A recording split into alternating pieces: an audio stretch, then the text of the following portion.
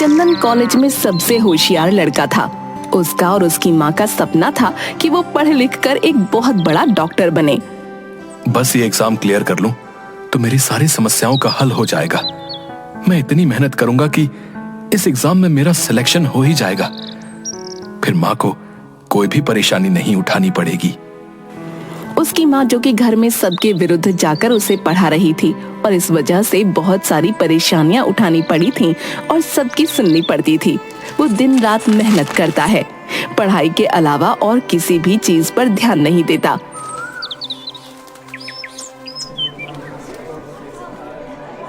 मैंने इतनी पढ़ाई की थी, मेरे दोस्तों में से किसी ने भी नहीं की, लेकिन मेरा ही सिलेक्शन नहीं हुआ।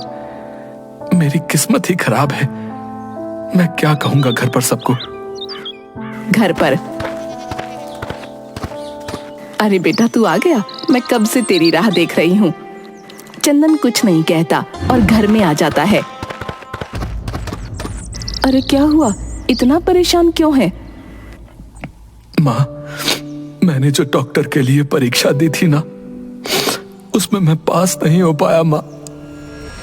लो, मैंने तो पहले ही कहा था कि साहबजादे पर इतने पैसे खर्च करने की कोई जरूरत नहीं है। इससे तो अच्छा होता कि खेती में ही मेरा हाथ बटाता। चंदन को उसके पिता की बात सुनकर और भी ज्यादा बुरा लगता है। अरे पगले, तू उदास क्यों होता है? पर माँ, तुम्हारा सपना मैं पूरा नहीं कर पाया। आपने कितनी परेशानियां उठाकर, सबके ताने सुनकर मुझे इतना पढ़ाया लिखाया, पर उसका कोई मतलब नहीं हुआ। कोई हक नहीं है मुझे जीने का माँ, कोई हक नहीं है। और रोने लगता है। अरे पगले, ऐसी बातें क्यों कर रहा है? तेरी माँ भी जिंदा है, तुझे किसी भी बात की फिक्र करने की कोई जरूरत नहीं है। ऐसा कहकर चंदन अपने कमरे में चला जाता है। तब से चंदन ना कुछ ठीक से खाता और ना ही उसका किसी काम में मन लगता। बस दिन रात परेशान ही रहता। उसकी माँ उसे समझाने की बहुत कोशिश करती, लेकिन वो इतना उदास था कि खुद को संभाल ही नहीं पा रहा था। एक दिन चंदन अपने दोस्तों के साथ बैठा होता है। यार, तूने तो हम सबसे ज्यादा पढ़ाई की थी, बता। मुझे तो ये समझ ही नहीं आ रहा कि तेरा सिलेक्शन क्यों नहीं हुआ यार। अरे हाँ भाई, मैंने तो कॉपी तक नहीं खोली थी, पर मुझे देख, मेरे तुझसे ज्यादा नंबर आए थे। उन सब की बातें सुनकर चंदन और भी ज्यादा उदास हो जाता है। अब ना तो वो घर से बाहर निकलता और ना ही किसी से बात करता। एक दिन, अब मैं तंग आ गया हूँ रोज रोज के ताने सुन सुनकर। बस अब मैं और नहीं सह सकता। हाँ। फिर एक रस्सी लेकर कमरे में लगे हुए पंखे से बांध देता है और खुदकुशी करने की कोशिश करता है। तभी वहां निर्मला आ जाती है। उसके हाथ में खाने की थाली थी।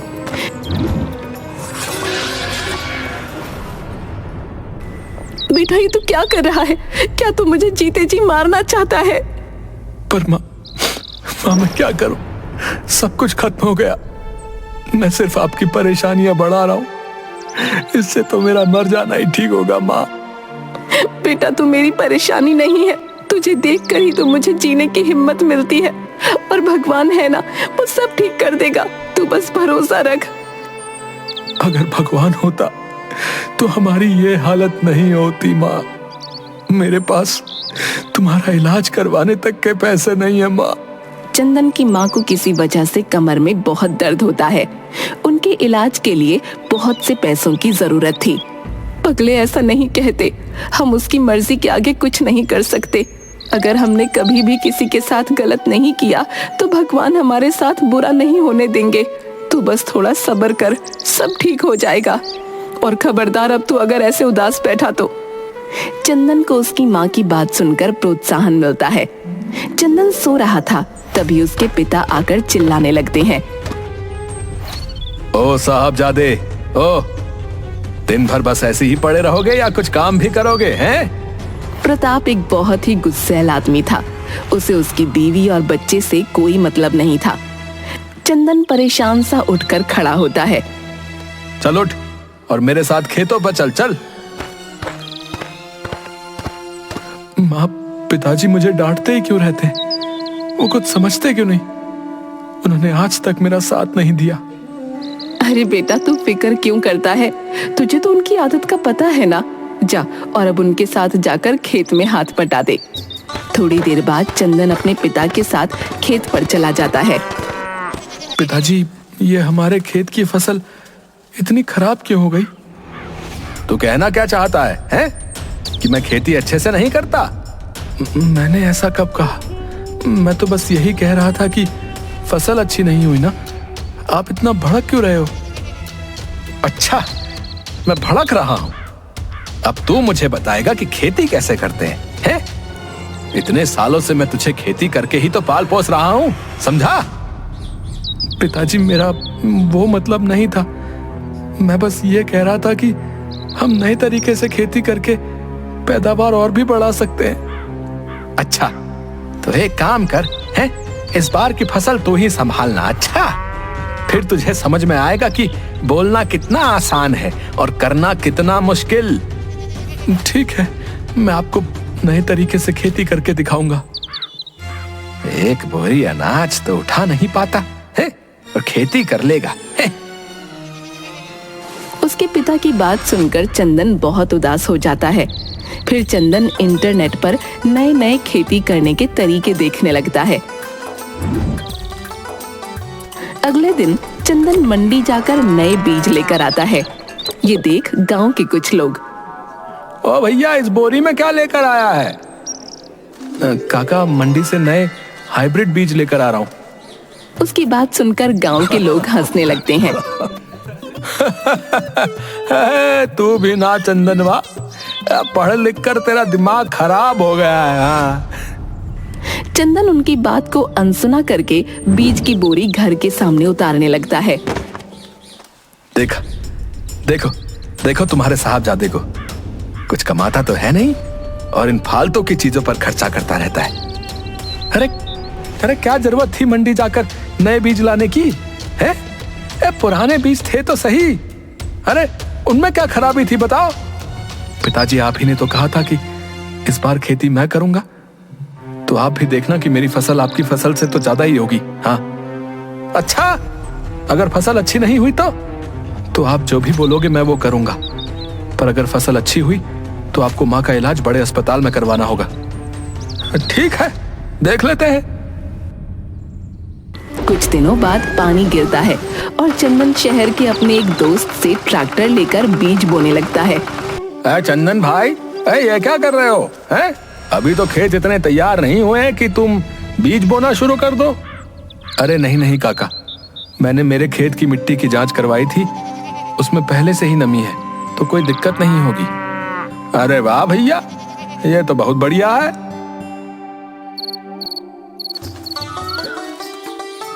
कुछ दिनों बाद फसल थोड़ी थोड़ी बड़ी हो जाती है। देखा पिताजी, मेरी फसल इन सबकी फसल से जल्दी बड़ी हो गई है, तो उसमें कौन सी बड़ी बात है? हैं? जब फसल उगेगी तब मानूंगा तुझे। कुछ दिन बाद फसल तो बड़ी हो गई है, अब बारी है दवाई छिड़कने की। फिर चंदन अपने एक दोस्त से फोन पर कुछ दवाइयों की जानकारी लेता है और शहर जाकर कीटनाशक ले आता है और घर आकर रख देता है। अरे, अब ये क्या नई बला लेकर आया है भला? पिताजी, ये कीटनाशक है, इनकी वजह से फसल को कीड़े नहीं खाएंगे और खेत में खरपतवार भी नहीं होगी। अरे, पर हम तो इतने सालों से बिना दवाइयों से ही खेती करते हैं। अरे, तू क्यों मेरी फसल खराब करने पर तुला हुआ है रे? ऐसा कहकर प्रताप वहां से चला जाता है। माँ, पिताजी मुझे बिल्कुल भी प्यार नहीं करते, हर वक्त मुझे डांटते रहते। मैं इतनी मेहनत कर रहा हूँ पर फिर भी वो बिल्कुल भी खुश नहीं होते। ऐसा नहीं है बेटा, वो तुझे बहुत प्यार करते हैं, पर बस जताते नहीं। अब तू जा और जाकर अपनी मेहनत और अपनी सूझबूझ से सबको दिखा दे कि तू बेवकूफी नहीं कर रहा। मुझे तुझ पर पूरा विश्वास है। निर्मला की बात सुनकर चंदन को अच्छा लगता है और वो जाकर खेत में कीटनाशक उड़ाता है। दिन भर मेहनत करके जब चंदन रात को घर आता है तो बहुत ही थक जाता है। अरे चंदन, आजा खाना खा ले। नहीं माँ, मैं नहीं खा पाऊंगा। क्यों, क्या हुआ? फिर चंदन अपने हाथ दिखाता है। अरे, तेरे हाथों में तो छाले पड़ गए। तू रुक, मैं तुझे मलहम लगा देती हूँ। निर्मला उसके हाथों में लेप बनाकर लगाती है। चला जा, आज मैं तुझे अपने हाथों से खाना खिलाऊंगी। निर्मला चंदन को अपने हाथों से खाना खिलाती है। अगले दिन सुबह, अरे प्रताप भैया, हे प्रताप भैया, अरे अरे चलकर खेत पर तो देखो, अरे क्या हो गया? अरे भाई तुम जरा चलो तो, तुम्हारे खेत में अनाज का एक पौधा नहीं बचा भैया। क्या बात कर रहे हो? हाँ, शायद चंदन ने जो कीटनाशक उठाया था ना, शायद उसी वजह से। पर उससे तो कोई दिक्कत नहीं होती, उससे तो फसल भी बहुत ही। अरे चुप, मैंने तुझे कहा था कि यह खेती बाड़ी तेरे बस की बात नहीं है। तो फिर तू क्यों अपनी मूर्खता को जग जाहिर करने की कोशिश करता है रे? फिर सभी गांव वाले खेत पर जाकर देखते हैं। फसल मुरझा गई थी। नालायक, देख, तेरी बेवकूफी की वजह से मेरी सारी फसल खराब हो गई। अब बता, इसका खामियाजा कौन देगा? बता। अरे भाई, ये खेती करना तुम्हारे बस का नहीं है भैया। हाँ, कमर टूट जाती है, हाँ, तब जाकर भी फसल की सही कीमत नहीं मिल पाती। और तुम चले नए तरीकों से फसल उगाने।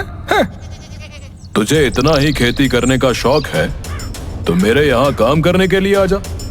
मैं तुझे अच्छे से सिखा दूंगा कि खेती कैसे करते हैं, और बदले में पैसे भी दूंगा।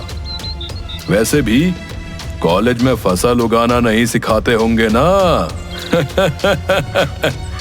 अच्छा जमींदार काका, तो आप ये कहना चाहते हैं कि जो पढ़े लिखे होते हैं वो खेती करना नहीं सीख सकते? हाँ, इसीलिए कहता हूँ कि मेरे खेतों में काम करने आ जा। मैं तुझे अच्छे से खेती करना सिखा दूंगा। वैसे भी मुझे एक नौकर की जरूरत है। कम से कम तू बेवकूफी करना तो बंद कर देगा। चंदन सभी गांव वालों की ऐसी बातें सुनकर उदास होकर घर चला जाता है। मैंने शायद कीटनाशक में कुछ ऊपर नीचे कर दिया होगा, इसीलिए तो सारी फसल खराब हो गई। अब पिताजी मुझे खेती करने के लिए 1 रुपया नहीं देंगे, और मैंने उनसे वादा किया था कि अगर मेरी फसल उनकी फसल से ज्यादा अच्छी हुई तो वो माँ का इलाज शहर के बड़े अस्पताल में करवाएंगे। पर अब माँ का इलाज भी नहीं हो पाएगा। हिम्मत मत हार बेटा, इस बार नहीं हुई तो क्या हुआ, आगे और मेहनत करके गलतियों से सीखना, समझा? कुछ दिन तक चंदन और उसके परिवार वाले इसी बात से परेशान होते हैं कि अब खेती के लिए पैसा कहाँ से लेकर आएं। कर ली ना अपनी मनमानी, है? देख लिया अपनी बेवकूफी का अंजाम। मैंने तो कहा था तुझे कि तुझसे खेती बाड़ी नहीं होगी। ना ही तू पढ़ाई में अव्वल आ पाया और ना खेती में। तू किसी काम का नहीं है रे। तू मर जाता तो ही अच्छा होता। अब मैं इतने पैसे कहां से लाऊंगा कि फिर से नए बीज लाकर बो दूं? अब तो गांव के सभी लोगों ने मजाक बनाकर रख दिया है मेरा। बेवकूफ कहीं का। प्रताप की बात सुनकर चंदन को बहुत बुरा लगता है। मैं यहाँ आया ही क्यों? वहीं ट्रेन के नीचे आकर मर जाना चाहिए था मुझे। नहीं बेटा, ऐसी बातें क्यों कर रहा है, सब ठीक हो जाएगा। करीबन 1 हफ्ते बाद चंदन उदास मन से अपने खेत की तरफ जाता है और देखकर बहुत खुश हो जाता है। ये तो चमत्कार हो गया। मेरी फसल पहले से भी ज्यादा अच्छी हो गई। पर ये हुआ कैसे? उस कीटनाशक से तो पूरी फसल खराब हो गई थी। फिर चंदन दौड़ा हुआ अपने घर जाता है। पिताजी, वो हमारी फसल। अरे अब क्या हुआ? अरे पिताजी, हमारी फसल पहले से भी बहुत ज्यादा अच्छी हो गई, गांव में सबसे अच्छी। क्या? हाँ पिताजी, आपको यकीन नहीं आता तो आप खुद ही चलकर देख लीजिए। फिर प्रताप भी खेत पर जाकर देखता है तो गांव में सबसे अच्छी फसल उसी की थी। पर ये हुआ कैसे रे? वो दवाई से तो फसल पूरी खराब हो गई थी। हाँ पिताजी, मेरे दिमाग में भी यही सवाल आया। मैंने अपने दोस्त से पूछा, तब उसने कहा कि शुरू में लगता है कि फसल खराब हो गई, पर थोड़े दिन में फसल बहुत अच्छी हो जाती है। और कीड़े और खरपतवार भी मिट जाते हैं। फिर चंदन नए नए तरीके अपनाकर फसल का ध्यान रखना और बहुत मेहनत करना शुरू कर देता है। फिर उसकी फसल गांव में सबसे अच्छी हो गई थी। एक दिन चंदन को जमींदार दिखाई देता है। अरे काका, आपकी जमीन पर काम करके खेती करना सिखा रहे थे ना मुझे। अब देखिए आपकी फसल और मेरी फसल में कितना अंतर है। ये चंदन, कल का आया हुआ लड़का, ये मुझे सिखाएगा कि खेती कैसे करते हैं। इसे तो मजा चखाना ही पड़ेगा। रात को जब सब सो रहे होते हैं, तब जमींदार चंदन के खेत पर जाकर बहुत इतरा रहा था ना अपनी फसल पर। अभी तेरी सारी हेकड़ी बाहर निकालता हूँ। और फिर चंदन के खेत में जलती हुई माचिस फेंक देता है और वहां से आ जाता है।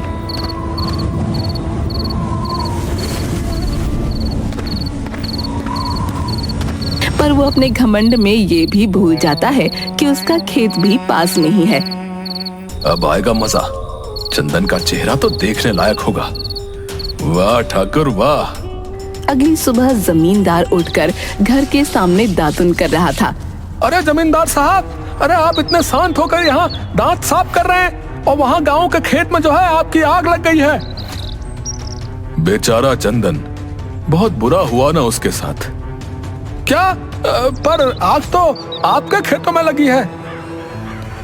क्या? मेरे खेतों में आग? ये कैसे हो सकता है? मेरी फसल ऐसा कहकर अपनी धोती संभालकर वो तुरंत अपने खेतों की तरफ भागने लगता है। क्या किया तूने मेरे खेतों के साथ? ये सब तूने किया होगा ना? अरे नहीं नहीं काका, मैंने कुछ नहीं किया। मैं तो हर रोज की तरह अपने खेत को देखने आया था और यहाँ आकर देखा तो आपके खेत में आग लगी हुई थी। वो तो गनीमत हुई कि मेरी फसल को ज्यादा नुकसान नहीं हुआ। अरे हाँ जमींदार साहब, और इसी के सूझबूझ की वजह से तुम्हारी और आसपास के लोगों की फसल बच पाई है, नहीं तो पूरे गांव वालों की फसल खराब हो जाती। पर यह कैसे हो सकता है? मैंने तो तेरी फसल में आग लगाई थी और यह आग मेरे खेतों में कैसे लग सकती है? क्या आपने मेरे खेतों में आग लगाने की कोशिश की थी? पर क्यों? मेरी तो आपसे कोई दुश्मनी भी नहीं है। वो कहते हैं ना कि जो दूसरों के लिए गड्ढा खोदते हैं वो उसी में खुद गिर जाता है।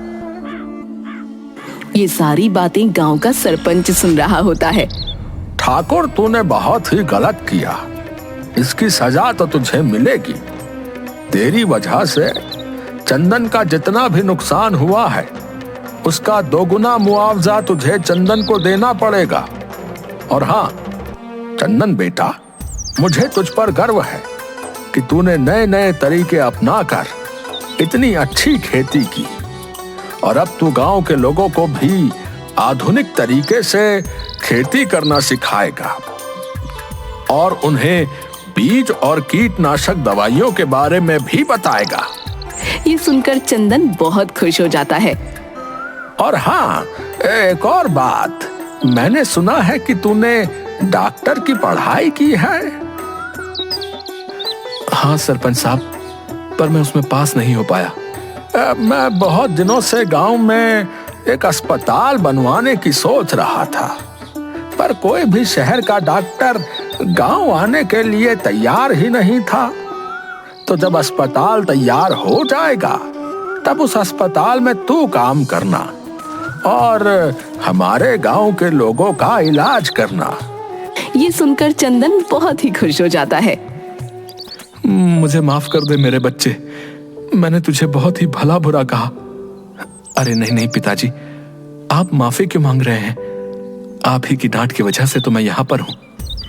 प्रताप चंदन को गले लगा लेता है। अरे पर अपना वादा तो नहीं भूले हो ना? देखिए, मैंने आपसे अच्छी फसल उगाई है।